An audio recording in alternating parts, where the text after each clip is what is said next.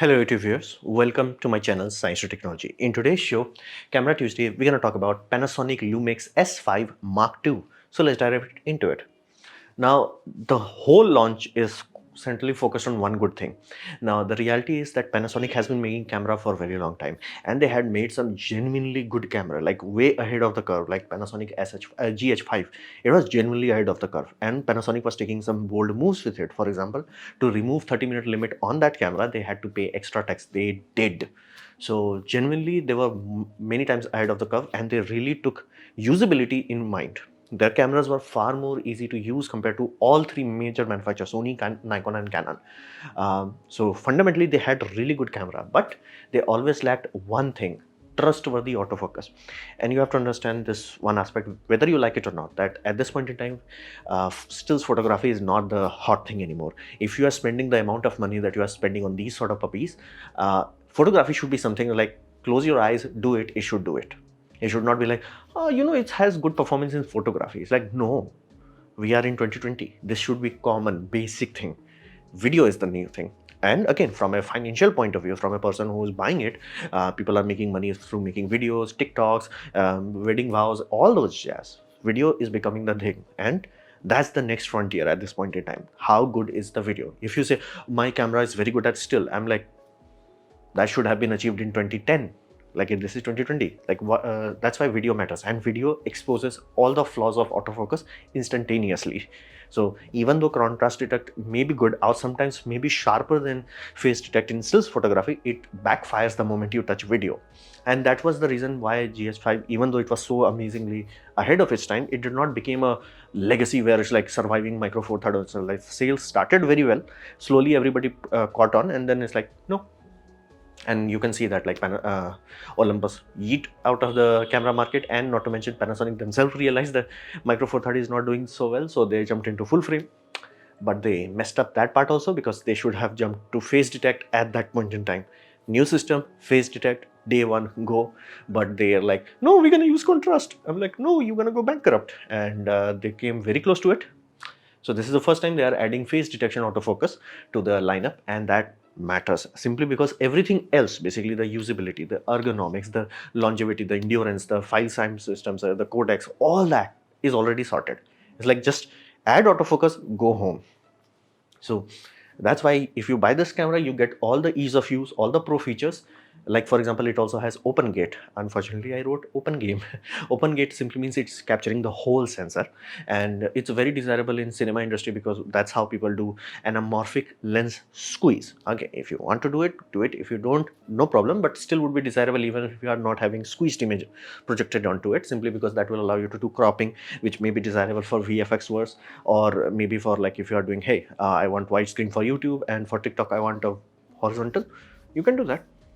Vertical, you can do that. So for those people, having 6K does matter, 3.2 ratio does matter. It can go up to 30 frame per second, and it does have 24 megapixel sensor system. So everything about this launch is just about this one thing. It finally has focus that people can trust. So what are the performance of this puppy? Well, performance is, they learned from all the thing that is going around. They are like, okay, we're gonna give good video function. That's why I said nobody talks about stills, simply because if you are talking about stills as like core focus, that fundamentally means you're behind schedule. Like, still should have been like in the back, bro. We don't talk about it because, like, it's already done. It's like talking about, oh, this F1 can go up to, like, F1 car can go up to 200 kilometer per hour. I'm like, bro, cross that threshold long ago. So they added fan, active cooling, and the vent is on the bottom, so it does not have to worry about, like, if there is a little bit of rain, it will not directly go into the system, and it has been weather sealed properly, so it will conduct heat without conducting moisture in there. So the sealing is also there, that will work. It has full size HDMI. Thank you. At this point in time, that simply means almost all camera company, be it Sony, be it Nikon, be it Fuji, be it Panasonic, they are all switching to less e-waste creating port of full HDMI. And Canon is like, what if we F the customer? Wouldn't it be nice if we F the customer? Like, I have Canon camera, and it has mini, which is again not amazing as full frame, but far less prone to breaking. And Canon decided, it's like, wouldn't it be nice if we created far more garbage in this world? And be mindful, every company used to do that, but brick by brick, everybody learned. It's like, let's create less e-waste on this world. Use full size HDMI, it's cheaper. And the physical chassis size is huge enough here, you can do that. Canon is like, no, Let's F the customer. So full size estimate, that's good. It has USB-C, 10 Gbps. Be mindful, many cameras nowadays have USB-C, but not all of them have that 10 Gbps. Many of them are like running at older standard of 5 Gbps. And it also has power delivery. Be mindful, these sort of thing was surprisingly common in Panasonic cameras. I said like they figured out usability of the system long before that. And if I'm not mistaken, they are the only one that actually allows you to transfer a raw file wirelessly. Like you can just go to Panasonic app, transfer raw files on your mobile phone directly and edit on Lightroom mobile. That matters. Like no other companies will allow you. Like for Sony, you have to do a file transfer protocol, then only you can get the raw file. Even though modern tablets can edit photos without any issue, camera companies are like, what if we F the customer? So Panasonic, because again, their sales are not that great, they did not mess up on that part. Like their mobile interface for controlling is genuinely good, light years ahead. Like if you compare like how early on they had a good app, it was light years ahead. So that's what all this shows. Like everything about the system is very good. Like it has mic input, my headphone output, everything is pre-sorted. Now, it has phased it does not mean it is as good as Sony level. Be mindful, the reason why everybody still says Sony is ahead, even though on paper it looks like Canon is that when people jumped from DSLR to mirrorless, it was a new technology, because in DSLR you have a different autofocus sensor. It's completely on different plane, or sometimes it's on the bottom. So sensor is there for imaging sensor, then the phase detect sensor is like mirror is reflecting it downwards, that's doing all that jazz. And those sensor were amazing. That's why DSLR had amazing focus, because it had a dedicated unit for focusing. Awesome, everything is fine. But the moment we come into mirrorless, things have that is here had to be integrated into the sensor itself. Now Sony had the luxury of doing this early on. Benefit over time, they become genuinely good at it. And be mindful, if you have good technology, means it does work, but does not guarantee that it won't have edge cases where it's like it's randomly start doing hunting oscillations, where it's like trying to focus. Even though things are static, nothing moved, it's like I'm not sure about it. It's almost like how contrast detection is always is like I'm not sure. So same thing goes with that phase detection. So is there a scenario where Canon's autofocus is good? Yeah. Is there a scenario where you can count on it? Yeah. Is there a scenario where you can count on it the same level as your Sony? No. You would be quite surprised how many times people buy Canon camera and Sony camera. Like I'm talking modern ones, and you're like, it's just something about Sony that is far more reliable. Yeah, because they had years of experience to handle those edge cases, and it's a long process. You can only deal with it after you have sold multiple models, after you have made up hundreds of mistakes, only then you get to solve it. Canon will reach it, absolutely. So people are generally rate Sony as 100%, as in like that's the best you can buy. Canon at 95%, Panasonic as like very low. Now, why is that? Well, autofocus works. 90% of the time, you will not have an issue, but it may randomly have hunting issue, may randomly have flickering issues. Those sort of things are still there. So, is it good? Yes. Compared to every other Panasonic, it's better. But is it like genuinely good ahead, like where it's going to go against, let's say, Nikon's flagship? No. Canon's flagship? Hell no. Sony's flagship? Pitch please. So, fundamentally, be reasonable with your expectation. It takes time to make an autofocus algorithm where you can just like, hey, I trust it. And it does show up the moment you go into video, specifically the moment you cross frame rate of 60 FPS. The moment you go there, autofocus is like, I'm out, go back to manual focus. And Sony is like, bro, I can do autofocus at 120 FPS. That's the thing that I'm talking about. Like the longer you keep doing something, the more edge cases happen. The more edge cases happen, the more you sort those things out. The more you're like, no, I can trust it. So, is the autofocus good? Yes. Is it as good as like close your eyes and trust this puppy? Hell no. So, it also has dual UHS 2. That is genuinely good for this sort of price range, because nowadays people were actually worried they might remove the card slot for reducing price, but they did not. It does not have any XQD. Dual XQD would have been better, but like good enough. And it does have best optical image stability. Panasonic was genuinely good on that. Like what performance you could have got on GH5 with OIS lens, it was mind-boggling. Like back in the old days where nobody else figured out how to do image stabilization, and Panasonic was like, allow me to show you telephoto image stabilization handheld on a boat. That's how good they were, because they were using image sensor, the sensing moving and the lens moving. So they were compensating each other, and it was like solid. You were like, whoa, they were that good. And now they are like, okay, we are that good, plus autofocus. Because one thing you have to understand, whenever you are looking into ecosystem, you have to understand what functions can you add and what you cannot add. Can you add image stabilization to, let's say, a camera that you are not happy with? Let's say older variants of Canon where they did not have eye burst. Awesome, you can add a gimbal, done. Will it have autofocus? Yes. Can you add autofocus to this? No. So that's why autofocus does matter. It can do 30 fps electronic shutter, which again at this point in time everybody is like, yeah, Sony is basically fundamentally blocking their own cameras, and 7 fps mechanical, not that bad. So performance is good, but do not expect like this to have the same level of close your eye and trust your camera that all other companies have reached at this point in time. Much better than Fuji though. So what are the ecosystem? Because you are not buying a camera. Whenever specifically you are buying interchangeable lens system, you are buying into a ecosystem, and there may be a good plan. You may want to buy multiple lenses, may want to buy multiple flashlights, or maybe working into a ecosystem where you have multiple people working with the different cameras. This camera is good, but it's good for 2000, not for 2023. Like it shows its age. Basically, this camera should have been released the moment Panasonic jumped from basically micro four third to full frame. That should have been like, this is our big splash. But the fact that they were like, we're gonna make a contrast detector work, I'm like, there is a reason why it does not work. There is a reason nobody tried it in DSLR. There is a reason for that. It's like, let it go. So it's good. Now there is a lot of lens in L mount. Ironically, it's more than Canon has, simply because Canon blockade third-party lens file. That's why I do not recommend people go into Canon lens mount system, simply because, again, if you can afford Canon lens, awesome. But what if it does not have the lens you are looking for, or the quality of lens is not up to the mark? You will be stuck with Canon. So I do not recommend Canon. Sony E mount is much better. It's the healthiest at this point in time. L mount is good.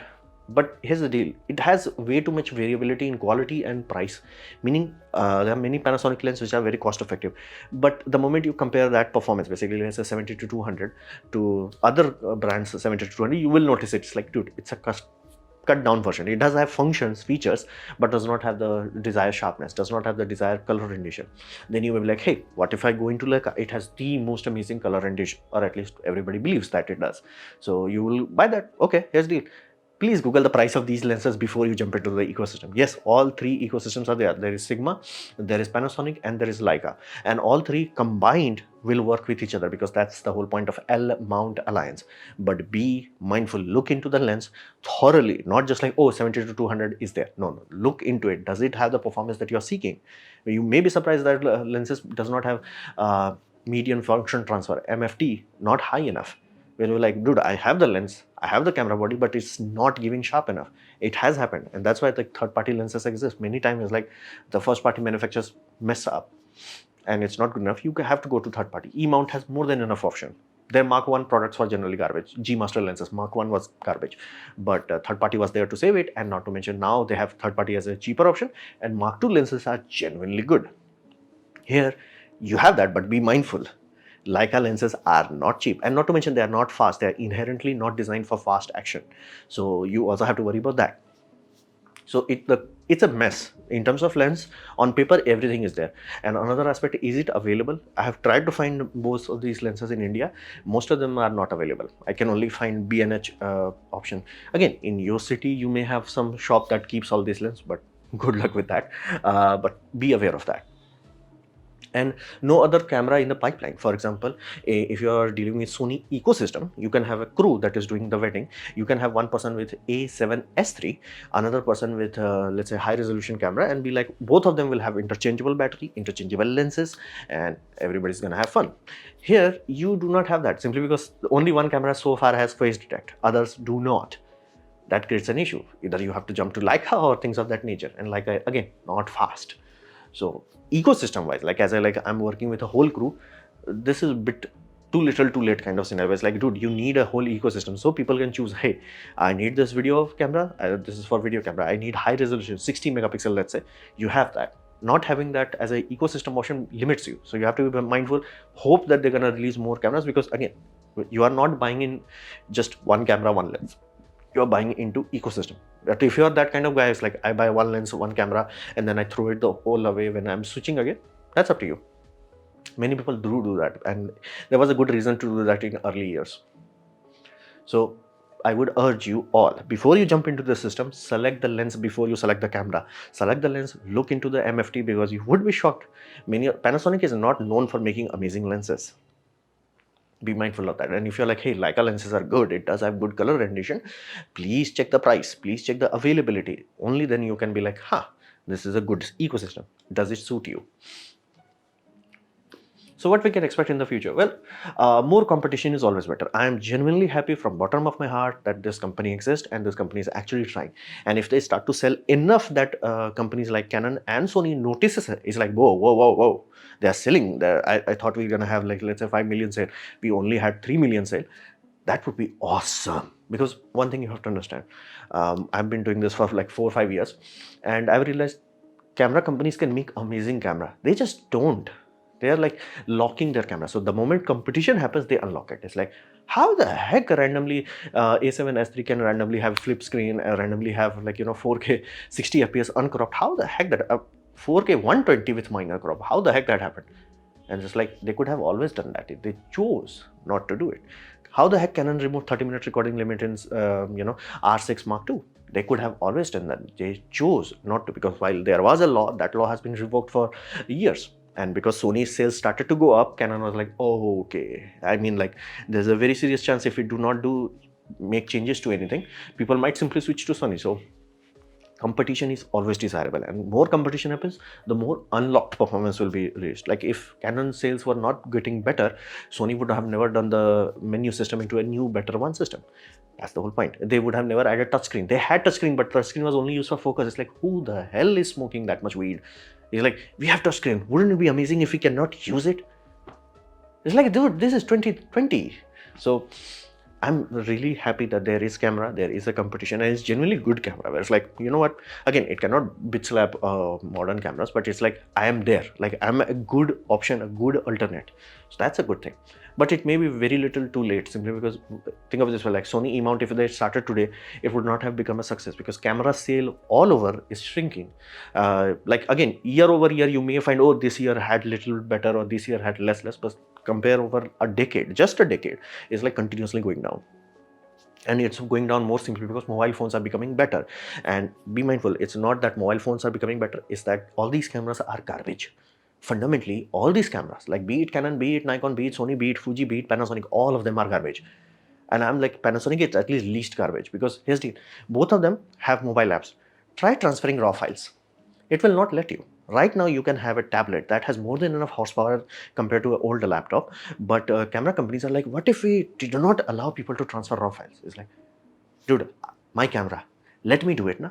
It's like Panasonic did do that. I'm really happy that they do allow raw file transfer. Like you can do that with Sony with FTP protocol and all that. And I'm pretty sure in high-end Canon, you can do that. But it's like, why?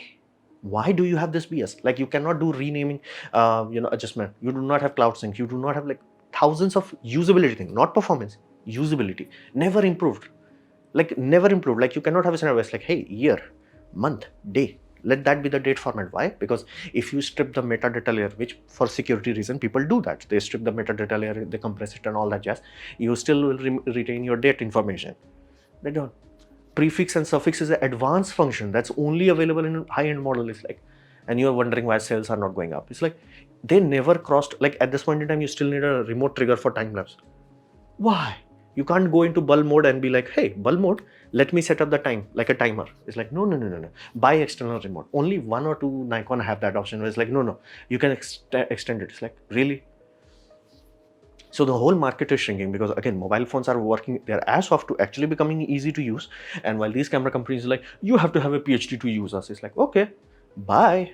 So this may be too little too late. Panasonic will not have that meteoric rise. And I'm really happy, because if they actually try to do that and they actually start to happen, all these camera companies will unlock functions that will like, wait a minute, you could do that? And the engineers will be like, yeah, bro, we could have done that like 5 years ago. It's just our product manager was like, let's lock the function. Like Canon's product manager is like, let's F the customer. Let's remove mini HDMI. Let's put micro HDMI. Wouldn't that be nice to create more e-waste in this planet? Because apparently we have hundreds of planets. So the reason why I'm so angry with Panasonic is simply because the stupidity of S5 Mark II X. So basically, fundamentally, do not buy S5 Mark II. Wait for S5 Mark II X. Now, Panasonic is not selling enough where they have the luxury of like, we have multiple models. It's like, dude, you do not have that luxury. And again, if it was like a different model, it would same thing. It's the same model with unlocked firmware. Because be mindful, the price difference between them is $200. It's unlikely that you're gonna modify a PCB, main PCB for $200. It's very unlikely. So what is most likely is a firmware lock. Now there is a good reason for that. The reason, like, Logical reason is that they have ProRes in that model. Now ProRes is an Apple formula, and as in like the codecs, so you have to pay patent for that, like royalty and all that. Just awesome, no problem. But here's the deal, that should be an option as a firmware if you want to make it. If you can't make that, let's say there is a law in contract, you have to sell a dedicated equipment that can accept ProRes, only then Apple is gonna, whatever, like there are some loops in codecs, just release this as a base model. Why the heck you have an inferior one? And here's the, because ProRes enough alone was not good enough function, they removed many functions from the basically S5 Mark II. For example, all intra. I'm noticing that like Canon is like, I'm gonna remove all intra. It's like, dude, my camera has all intra. That is Canon 800D. Every Sony camera has all intra. It's like, Canon is like, what if we remove that function? It's like, dude, for 50 years you had this, not 50 years, that's exaggerated, but you get the point. Like, we had it. It's like, why are you removing functions? It's like, no, we F the customer, we remove it. Same with Panasonic. It's like, we remove that all intra function. Raw video data output. Be mindful, you have to pay $200 in the lower variant to unlock that. And you will still not get all the function. It's like, anybody who did that will hate themselves. If they're like, wouldn't it be wise just to wait 2 months? Then they release this, buy this, because then you'll get raw video out without any firmware lock. You'll get ProRes without any issue. All intra necessary for video editors. External USB SSD recording. Thank you. This function is genuinely good. Like only Blackmagics actually do that. And trust me, for many people who are just jumping into videography, they have no idea how big video files can get, especially in 4K, especially in 10-bit. Having SSD saves you money. It improves your work time efficiency, and because these have SD card, those SD card could be backup, and you can literally edit directly video file on the SD card. And that's why I specified it has that 10 Gbps port does matter. That means you can buy a 10 Gbps SSD. Those are not that expensive, and compared to gigabyte per gigabyte, these are faster and cheaper compared to any SD card, UHS 2 SD card you can think of. Like, this is amazing function. If they had this on the base model, they would have been like, whoa, Sony, not good enough. Canon, oh, genuinely not good enough. We have this. Like, this function alone, that SSD video recording, fundamentally makes this camera accessible financially, because card costs are idiotically high. And they're like, what if we lock it? And again, they are not simultaneously using this camera. So you're like, what if I really need to buy a camera right now? They're like, you have to compromise. It has wireless and wired live stream. It's like, why the heck those functions are locked? That's the thing. That's why I'm like really pissed off on this. And it has like a heat 4:2 10-bit. 4:2 is not there in many functions in other systems. You have to be very mindful. Look into the paragraph. But that's the thing. The streaming part, meaning you can use almost all Sony cameras at this point in time with a USB-C as a proper webcam. This is like, no, we'll lock that function. We'll sell you for $200. And you're not going to even release this name. It's like, this model flat out looks like somebody in the higher HR or in product management was like, we have to release 2 models every launch cycle. Other than that, there is no reason for this. This is raw stupidity. It should have been like, hey, we have 1 model, $2,000 price, okay. $2,200 price, no problem. Heck, make it $2,250, so it like looks efficient. And everything, this all function is the base default. That USB SSD recording matters a lot more than you realize. Ask anybody who's utilizing that. They're like, shut up and take my money. And for people who are like, hey, ProRes is important, shut up and take my money. For the people who are like raw video output, they want to have Ninja recorders and all that, or they already have Ninja recorders, they're like, shut up and take my money. Why the heck you have an inferior model for $200 less? Why? $200 is not, again, if this was like $2,000 versus $5,000 camera, or $2,000 versus even $3,000, yeah, that makes sense. $200, and not to mention why you have like half of those functions unlockables. That's pretty simply means it was a firmware lock. So this genuinely pisses me off. It's like, dude, you do not have enough luxury, enough market sway to have this. Like, that's why everyone who's like serious about video, do not buy S5 Mark II. Wait for S5 Mark II X. Trust me, that USB SSD will save you money. So this was the thing. That's why I'm like not that excited about this camera. It's like, I would have been very happy if they're like, this is a default function now. Nowadays, buy Panasonic camera, it has SSD recording directly. You're like, shut up and take my money. Shut up and take my money. I'm burning money in like my SD card, and I'm only dealing with HD. I do not even want to figure out what happens when you go into V90 series cards. So this was my presentation on Panasonic S5 Mark II. Hopefully you have liked it, learned from it. In that case, please hit the like button, share it amongst your friends. That will help me a lot. If you didn't like it, didn't enjoy it, I urge you to press dislike. Press it twice to show me a disappointment. Please leave a comment because I do try to reply to all of them. Subscribe, press the bell icon if you're free, and as always, thanks for watching.